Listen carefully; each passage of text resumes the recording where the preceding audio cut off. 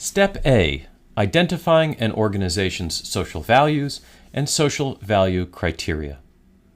In order to begin a social innovation analysis, you first need to understand the organization. You have to understand what they're all about, from the inside and the outside.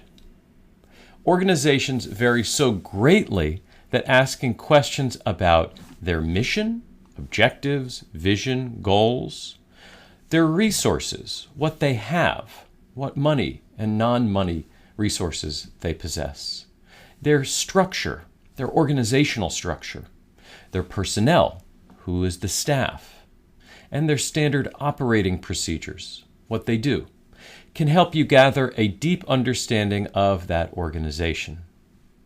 Because you are conducting a social innovation analysis and not simply an organizational analysis, you want to pay particular attention to the social values of the organization, as well as the criteria it uses to evaluate its success and failure.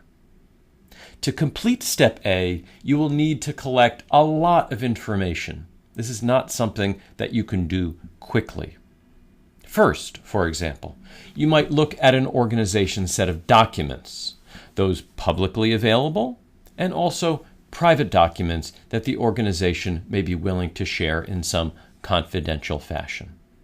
Second, you might look at publicly available information posted on a website or a social media account. This is going to provide you with a lot of information about the organization and what it tries to accomplish.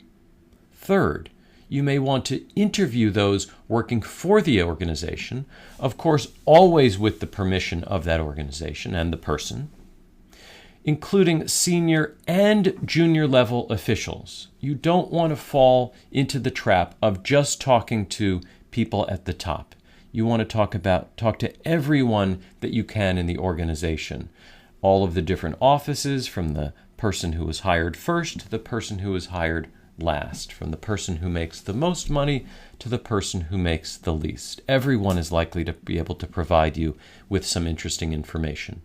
Fourth, you may also want to interview those who are knowledgeable about the organization but not current personnel, such as former employees, clients, or customers. Again, always with the permission of the organization. This is not an investigation. You're collecting information, so you want to be very transparent and open about who you're talking to. Once you have your information in hand, then you can synthesize it in writing in order to identify what the organization's values are and their social value criteria. These key questions that I'm going to provide you with provide a starting point where you can begin Step A. While they do not need to answer each and every question in every social innovation analysis, these are the important issues that you may want to consider. Of course, you can add additional questions that you may think are important. So, here's a couple of questions that you may want to consider. What are the strengths of the organizations? What are its resources? What is its reputation? What do people think about the organization? Is it a new organization or an old organization? Does it have a specific expertise, or is it more of a generalist type of organization? What is the mission of the organization, or vision, or goals, or objectives? Sometimes these words are used synonymously. Sometimes they mean different things. But what does the mission, vision, goals, or objectives suggest about the organization's values? Values matter here a lot.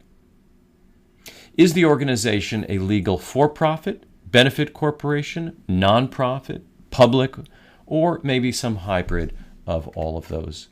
Is the organization a B corporation? Maybe it's decided to file for that kind of status. Perhaps most importantly, what you want to do is ask about values. Which public values or social values does the organization care about most? Equity, personal safety, liberty and freedom, unity, traditions, efficiency, or maybe something else. What do they do in order to order these? Do they order them? Is equity most important, and then freedom, and then efficiency? or is there some sort of reordering that they usually use? This may be debated, but the ordering is very important.